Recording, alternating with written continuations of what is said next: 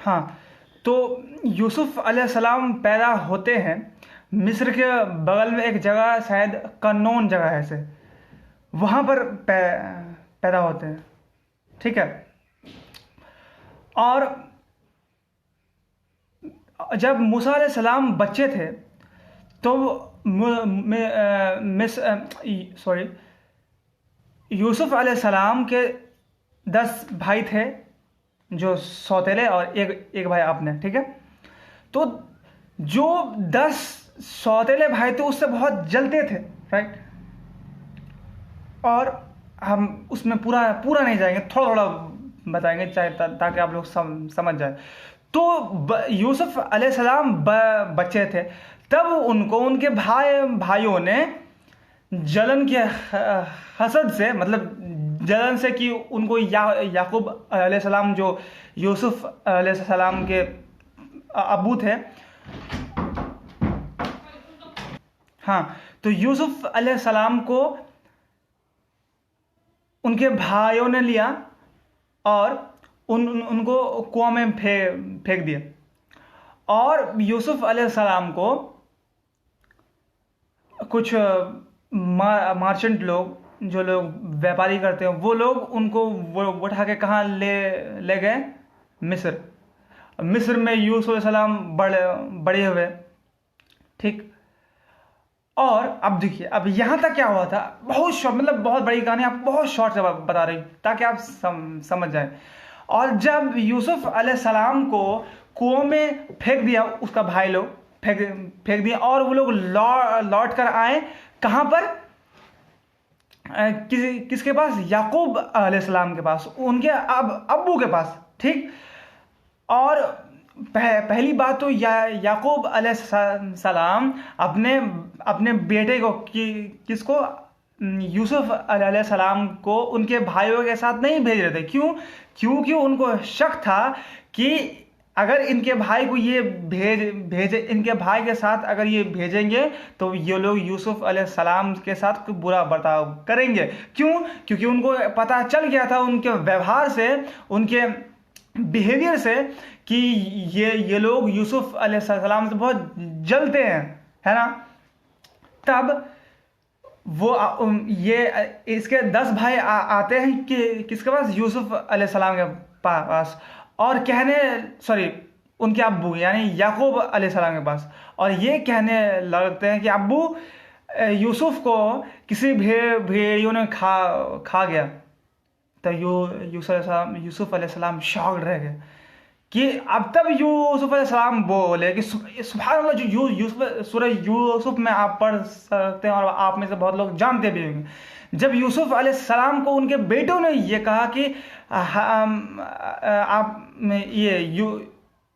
मतलब अरे हम कंफ्यूज क्यों कर रहे हैं। जब याकूब अलैहिस्सलाम को उनके बेटों ने कहा कि यूसुफ को किसी भेड़िए ने खा गया, तब याकूब अलैहिस्सलाम का रिप्लाई सुनिए।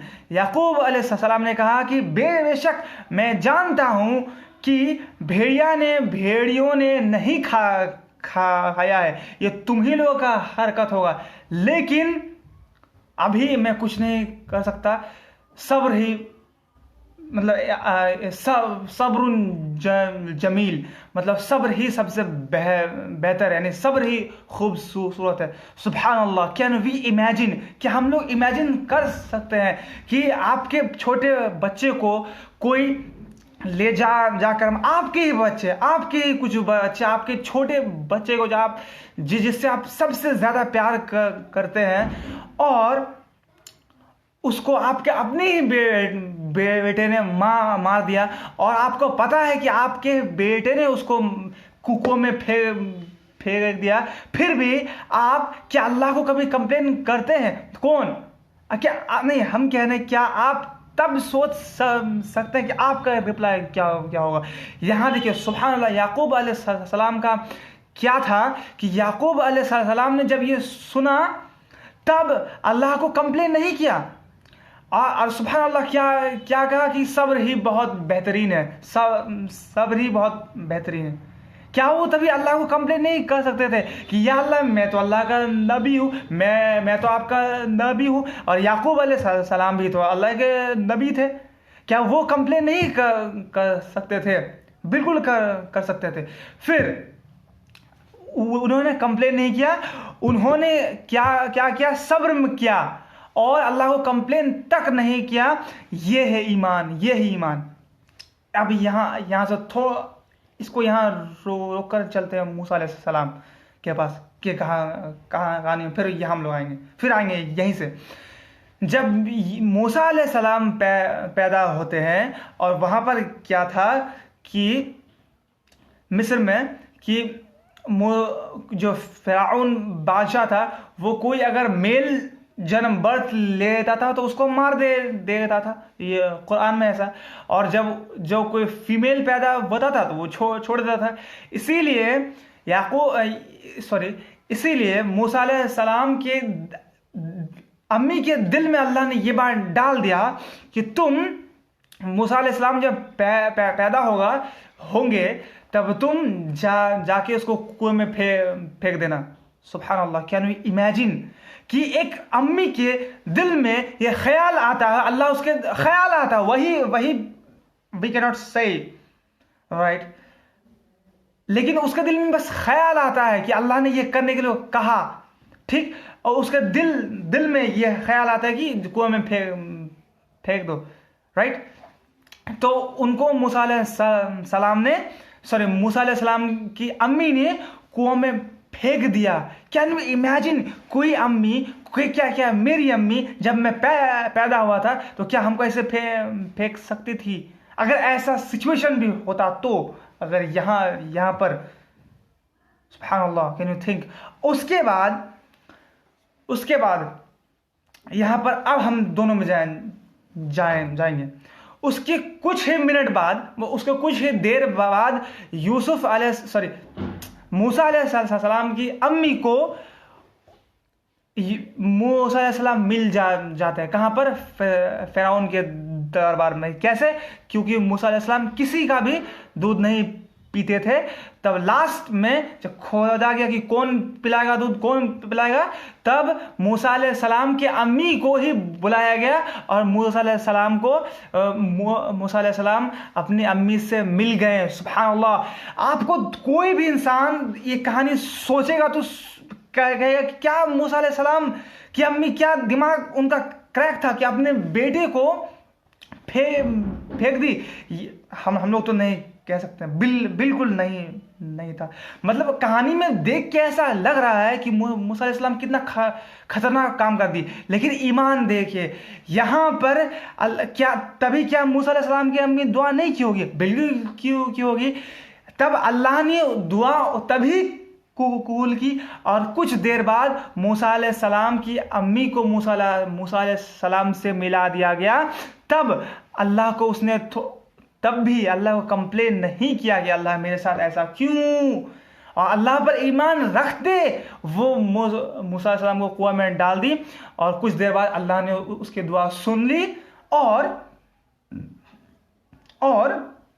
उनसे उनको मिला दिया। इससे क्या पता चला? इससे ये भी पता चला कि हम जो दुआ मांगते हैं वो अल्लाह को ही पता है कब हमारी दुआ कबूल होगी। ये हम लोग बार बार कहते हैं ना कि यार हम बहुत दुआ करते हैं, हर रोज़ दुआ करते हैं, लेकिन मेरी दुआ कबूल ही नहीं होती है। यार हमें ये बताना है कि आप और हम नहीं जानते हैं कि हम जो दुआ मांग रहे हैं वो हमारे लिए कब सही है, वो सिर्फ अल्लाह को ही पता है। बस अब यहाँ से चलते हैं हम कहाँ पर? यूसुफ अलैहिस्सलाम की कहानी में। यहाँ देखिए आप कि एक माँ बेटे से अलग होता है तो कुछ ही चंद घंटे बाद उनसे मुलाकात हो जाती है। लेकिन यहाँ पर याकूब अलैहिस्सलाम के केस में क्या हुआ? देखिए, याकूब अलैहिस्सलाम जब अपने बेटे को खो दिए, और जब उन्हें पता चला कि उनका बेटा उसके साथ नहीं है, तो उसने क्या कहा कि सब्र ही बेहतर है। उसके बाद बहुत साल गुजरते रहे और वो जिस दिन से यूसुफ अलैहिस्सलाम खो गए, उस दिन से वो बेतहाशा रोने लगे। और सुभान अल्लाह, अल्लाह को उनका रोना अल्लाह को कितना अप्रिसिएशन लगा। अल्लाह खुद उनके रोने का अप्रिसिएशन कर रहे हैं, अप्रिशिएट कर रहे हैं। कि अल्लाह कहते हैं सूरह यूसुफ में कि मूसा अलैहिस्सलाम इतना रोए कि वो ब्लाइंड हो गए, मतलब इतना रोए ब्लाइंड हो गए। सुभान अल्लाह, यानी अल्लाह एक्नॉलेज कर रहे हैं, अल्लाह ये अप्रिशिएट कर रहे हैं कि कोई जब बंदा अपने बेटे के लिए रोता है, अपने बेटी के लिए रोता है, तो वो रोना ये प्यार की निशानी है। सुभान अल्लाह, कैन यू थिंक कितना प्यार करते थे। उसके बाद देखिए, और फिर यूसुफ याकूब अलैहिस्सलाम तब से दुआ तो करती होंगे कि मेरा बेटा कहाँ है, मेरा बेटा कैसा है, अल्लाह से दुआ करते होंगे। लेकिन अब याकूब अलैहिस्सलाम अपने बेटे यूसुफ अलैहिस्सलाम से कब मिलते हैं?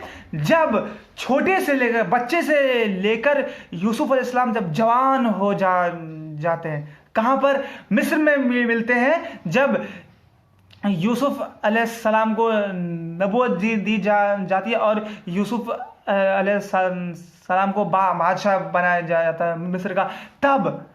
तब उनसे मिलते हैं। कैन यू थिंक, एक यानी याकूब अलैहिस्सलाम कब से रो रहे थे?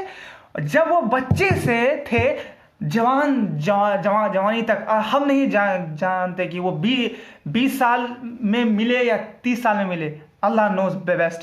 तो अप्रोक्सीमेट चलिए मानते हैं 20 साल, चलिए मान लेते हैं 20 साल याकूब अलैहिस्सलाम अपने यूसुफ अलैहिस्सलाम के लिए हर रोज रोते रहे।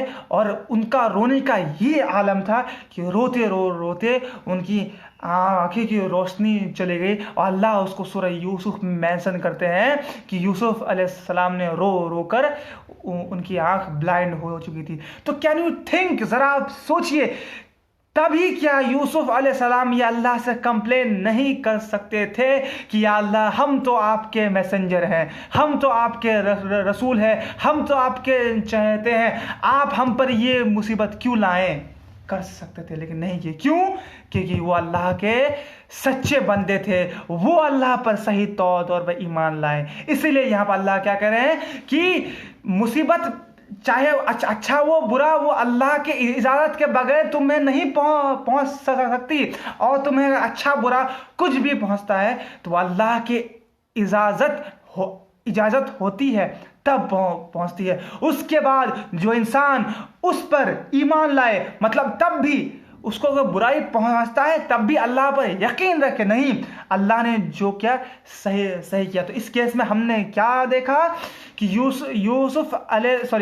याकूब अलैहिस्सलाम अपने बेटे को खोने के दुख में अल्लाह से दुआ तो किया, लेकिन अल्लाह से कंप्लेन नहीं किया कि या अल्लाह, मेरा बेटा हमसे इतना दूर क्यों है। सुभान अल्लाह। और हम क्या कहते हैं कि अल्लाह तो मेरी दुआ को कबूल ही नहीं करता।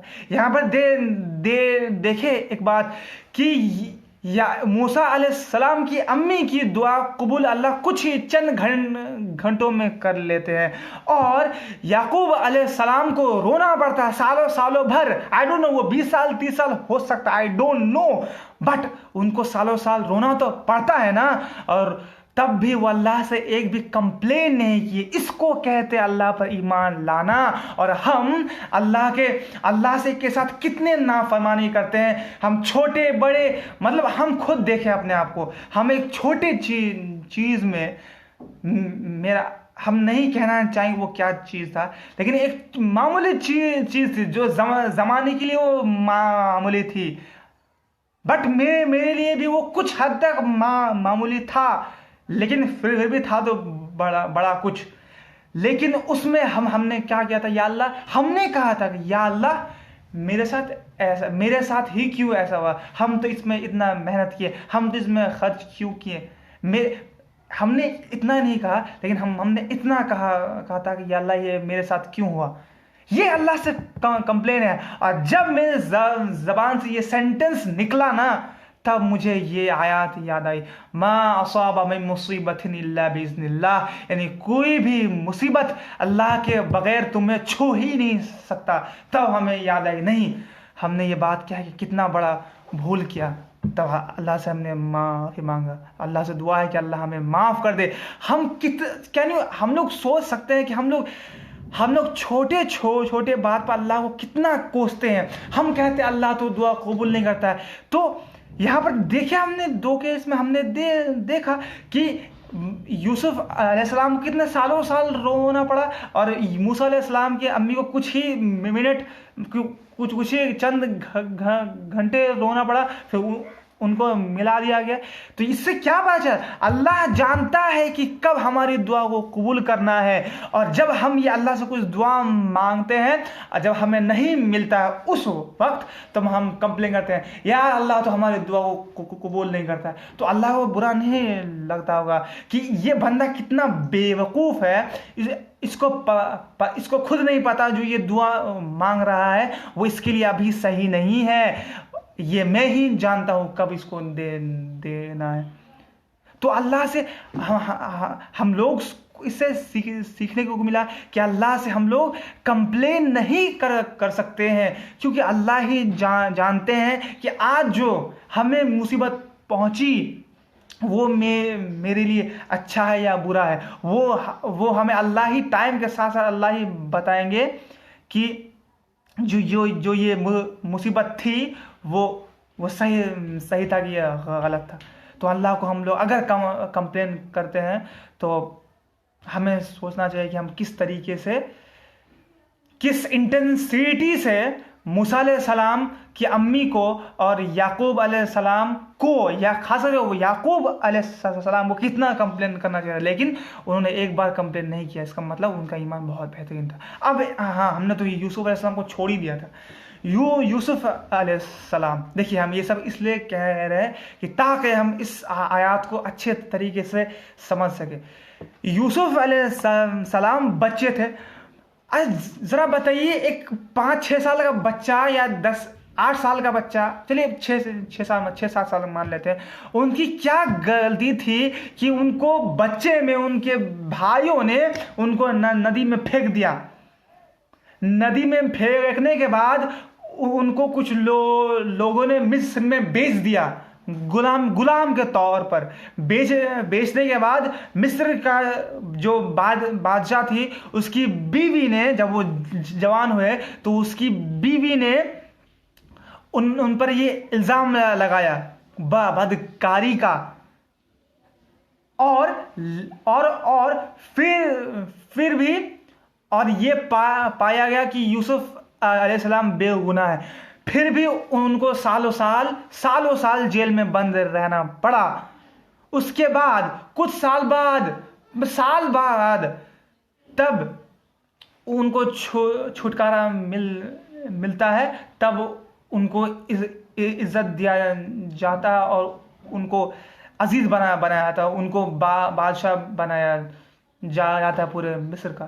तो कैन यू थिंक, तो यूसुफ अलैहिस्सलाम खुद अल्लाह से कंप्लेन नहीं कर सकते थे कि या अल्लाह, मेरी बच्चे में हमने क्या गुनाह किया था जो हमने, मेरे साथ इतना बड़ा घटना हुआ कि आपने तो मुझे पहले गड्ढा में फेंकवा दिया, वो उसके बाद मेरे को हमको ये एक गुलाम के तौर बस बेचवा दिए। उसके बाद किसी ने मुझ पर झूठा इल्ज़ाम लगाया, उसके बाद मैं इतना साल जेल में रहा।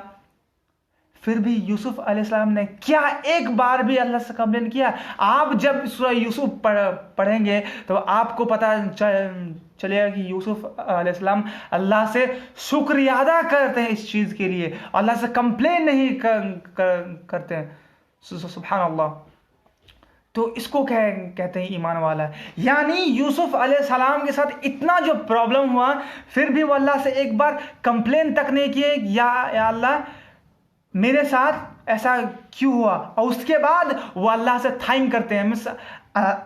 अल्लाह अल्लाह को शुक्रिया अदा करते हैं, अल्लाह का शुक्रगुजार बनते हैं, इसको कहते ईमान लाना। मतलब यहाँ पर यूसुफ अलैहिस्सलाम ने इस आयत को फुलफिल किया गया था, इस आयत पर कंप्लीटली अमल किया था। क्या कि यूसुफ अलैहिस्सलाम को जितनी भी मुसीबत पहुंची, उन्होंने समझा था कि मुसीबत अल्लाह के तरफ से ही आती है और अल्लाह ही हमें मुसीबत को झेलने की मदद देता है। और वो अल्लाह को कंप्लेन करने के बजाय वो अल्लाह पर ईमान लाए थे। तो अल्लाह से दुआ है कि हम भी अल्लाह पर ईमान लाए। उसके बाद कह रहे हैं अल्लाह, और जो लोग ये दो काम किए, मतलब मुसीबत को समझे कि अच्छा हो या बुरा वो अल्लाह के तरफ से है, उसके बाद वो अल्लाह पर ईमान लाए। किस तौर पर? कि जो मेरे साथ ये हुआ, हम नहीं जानते मेरे साथ क्यों ये प्रॉब्लम हो रहा है, बस ये अल्लाह जानता है। और अल्लाह से दुआ है कि अल्लाह मुझे गाइड करे, ये, और अल्लाह को कंप्लेन नहीं करना, ये लाया ईमान। उसके बाद अल्लाह क्या करता है उसके साथ, उस इंसान के साथ जो ये दो काम करता है, वो क्या करता है? अल्लाह क्या करता है? अल्लाह उसके दिल को हिदायत देता है और अल्लाह हर चीज को खूब जानने वाला है। सुभान अल्लाह। यानी क्या हुआ कि इसको हम समरी कर देते हैं, खत्म कर देंगे इंशाल्लाह, कि हम अब देखते हैं कि याकूब अलैहिस्सलाम के केस में क्या हुआ कि याकूब अलैहिस्सलाम इतना साल रोए, उसके बाद अल्लाह से कंप्लेन नहीं किए और अल्लाह का शुक्रगुजार बंदा किए, सब्र किए और वो अल्लाह पर ईमान लाए इस तौर पर। तब अल्लाह ने क्या कहा? अल्लाह ने उसके दिलों में क्या किया? अल्लाह ने उसके दिल को हिदायत से भर दिया, यानी उनको और ज़्यादा गाइड किया। अल्लाह उसको मदद किया, अल्लाह ने उनको मदद किया उस प्रॉब्लम को फेस करने का। यानी 20 साल जो रोए, तो वो जो पेन है अल्लाह ने मदद किया उसको सहने के लिए, राइट। और जो मूसा अलैहिस्सलाम की अम्मी थी, उनको जब वो अपने बच्चे को पानी में फेंक दी, और यूसुफ अलैहिस्सलाम, मूसा अलैहिस्सलाम की अम्मी को ये तो तब तक पता नहीं था कि मेरा बच्चा जिंदा बचेगा कि नहीं, क्या मेरे बच्चे सब मेल पाएंगे कि नहीं। फिर भी उन्होंने अल्लाह पर ईमान लाया, अल्लाह पर भरोसा किया कि अल्लाह मेरी मदद करेगा।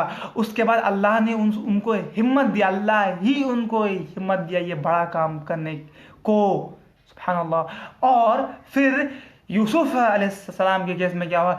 यूसुफ अलैहिस्सलाम पर इतना मुसीबत छाया, उसके बाद जब उनको किंग बनाया गया, तब वो अल्लाह से शुक्रगुजार बंदा बने। और जब तक उनको छोटे से लेकर जवानी तक जेल में रहे, या गुलामी के तौर पर रहे, या वो कुएं में फेंके गए, जितने भी पेन था वो जो सहे ना, वो अल्लाह उनके दिल को गाइड किया, यानी अल्लाह उनके दिल को हिदायत से भर दिया। फिर अल्लाह क्या करे आखिर में? सुभान अल्लाह।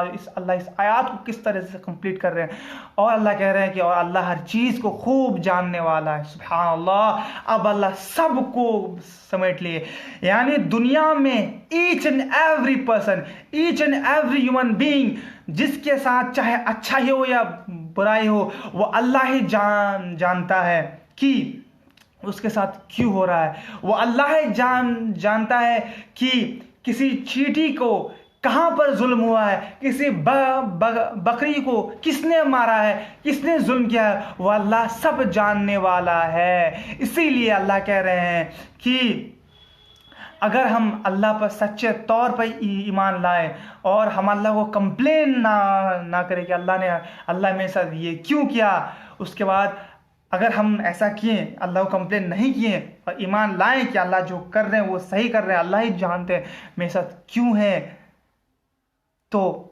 अल्लाह हमें हिदायत देगा। यानी अल्लाह हमारे ईमान को और बढ़ाएगा और अल्लाह हमें मदद करेगा उस प्रॉब्लम से। बहुत दुनिया में ऐसे लोग हैं जो बहुत जानलेवा बीमारी से गुजर रहे हैं, और बहुत जिनके अंदर ईमान नहीं है, जो अल्लाह को पहचानते नहीं हैं, तो वो तो कंप्लेन कर रहे हैं कि जिनका ईमान कमज़ोर भी है, वो अल्लाह को कह ही रहे होंगे कि अल्लाह मेरे साथ क्यों हुआ, हमने क्या गुनाह किया था।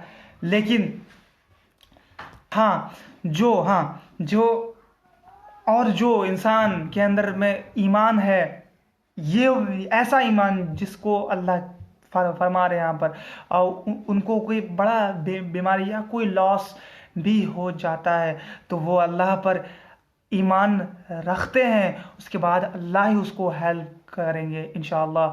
और अल्लाह से ये दुआ किया, रब्बल आलमीन, या अल्लाह हमें बहुत बड़े ट्रायल, बहुत बड़े मुसीबत से, उस सारे मुसीबत से तू बचाया रब्बल आलमीन जो हम सही नहीं पाए, जिससे हमारा ईमान कमज़ोर हो जाए। या अल्लाह, अगर हम में से हमारे कोई भाई बहन और हम में हमारा कोई लॉस भी होता है, तो या अल्लाह हमें आप पर ईमान लाने की तौफीक अता फरमा, उसके बाद हमारे दिल को ईमान से और हिदायत से भर दे, ताकि हम उस डिफ़िकल्टी से गुज़र सके, और अल्लाह हम आपको कभी कंप्लेन ना करें कि और बेशक हर चीज़ को आप ही जानते हैं या रब्बुल आलमीन कि हमारे साथ जो भी हो रहा है वो अच्छा है या बुरा। आखिर से अल्लाह रब्बुल आलमीन से ये दुआ किया, रब्बुल आलमीन हमने आज जो भी कुछ किया है, ये कहना तो बहुत आसान है लेकिन इस पर अमल करना बहुत टफ है, इसलिए या अल्लाह हमें और जो हमारे भाई बहन इस वीडियो को देख रहे हैं उन सब को ताकत अता फरमाइए, उन सबको आप हिदायत अता फरमाए कि या अल्लाह हम सब इस आयत पर और आपके कुरान की एक एक आयत पर ईमान ला सके, और हम लोग इस मुक़द्दस के किताब को अच्छे तरीके से जान सके। और या रब्बुल आलमीन, अगर इस कहने में कुछ भी कमियां रह गई होगी तो या अल्लाह हमें माफ़ अता फरमा। बारकल्लाहु लना व लकुम फिल कुरआनिल हकीम व नफ़अना व इय्याकुम बिल आयात व ज़िक्रिल हकीम। अस्सलामु अलैकुम व रहमतुल्लाहि व बरकातुहू।